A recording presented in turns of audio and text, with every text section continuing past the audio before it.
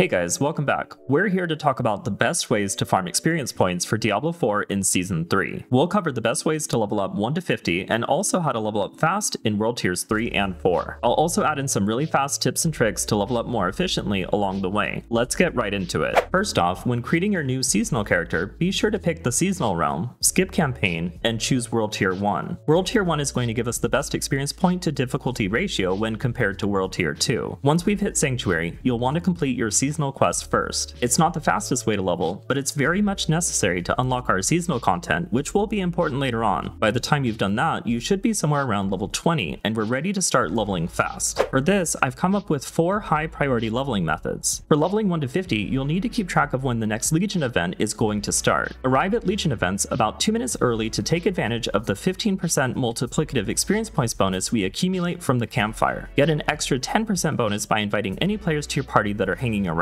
By completing a Legion event at level 38, I received about 160,000 experience points for only 8 minutes of my time. Other than that, you'll want to prioritize completing Whispers. Specifically, you'll want to do Whispers that are also in a region where an arcane tremor is happening. This is an extremely fast way to max out your Grim Favors while also encountering large amounts of enemies bundled together, which is exactly what we want for fast leveling. Doing Whispers in an arcane tremor region gave me 200,000 experience points in 5 minutes at level 36. The fastest but most tedious and boring method of leveling is doing Dome Jaime tunnel resets. This dungeon is found just west of the Korbach waypoint. Basically, to do this, you'll want to complete the first couple of rooms that are extremely dense with enemies. After clearing the rooms, exit the dungeon, open your map, and in the bottom right hit reset dungeons. Then you're good to hop back in the dungeon to complete this process over and over again. The experience points per hour you make from this dungeon will be entirely based on how fast your wave clearing is. Efficiently leveling from level 1 to 50 can be greatly improved by following some of these tips and tricks. Pick up a leveling build online from a website like Maxroll or Mobalytics. These builds are typically optimized for wave clearing, one of the largest factors for leveling quickly. Take advantage of your Codex of Power early on to improve your damage or resource generation. You can do this by researching a legendary aspect, pinning it to the map, completing the appropriate dungeon which will unlock that aspect, and then speaking to the occultist to imprint your chosen legendary aspect onto a piece of armor. Certain classes like Twisting Blades Rogue require certain legendary aspects to really ramp up their wave clearing ability. Spend as little time on menus as possible. This includes managing your inventory. You want to make sure you're making the most of your time by doing anything that rewards experience points. Try to equip new sets of equipment every 10 levels after level 20. Don't forget to complete your class quest. These will appear as a white priority quest at level 15 for most, level 25 for necromancers. You'll also want to take advantage of your seasonal blessings, in particular the Urn of Aggression. Later, this will amount to a 20%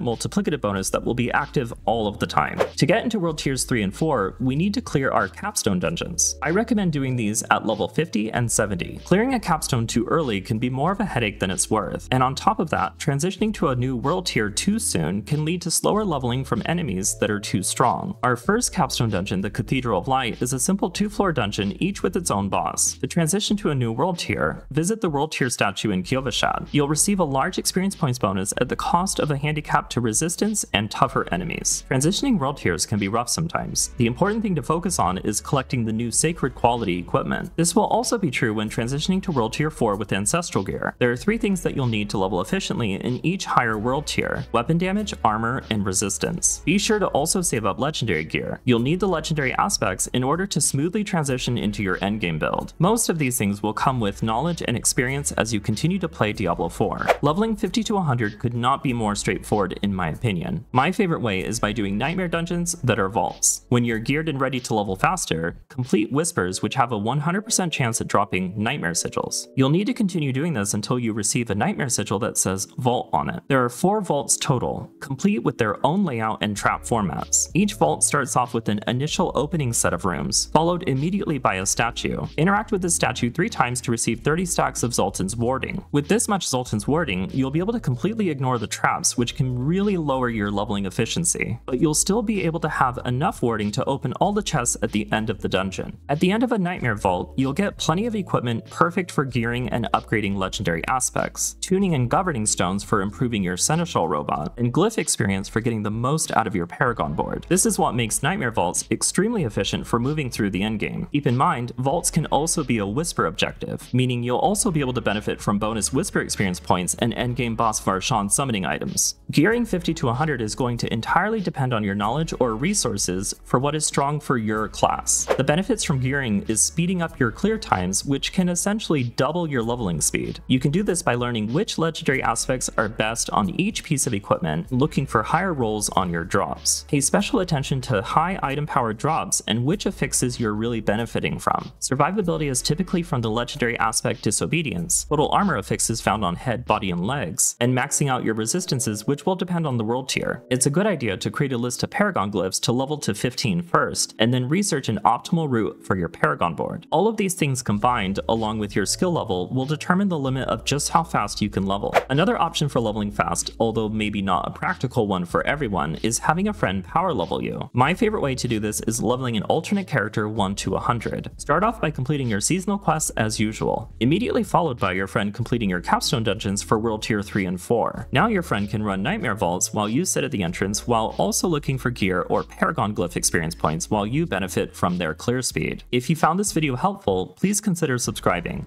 Thanks for watching, good luck, and have fun.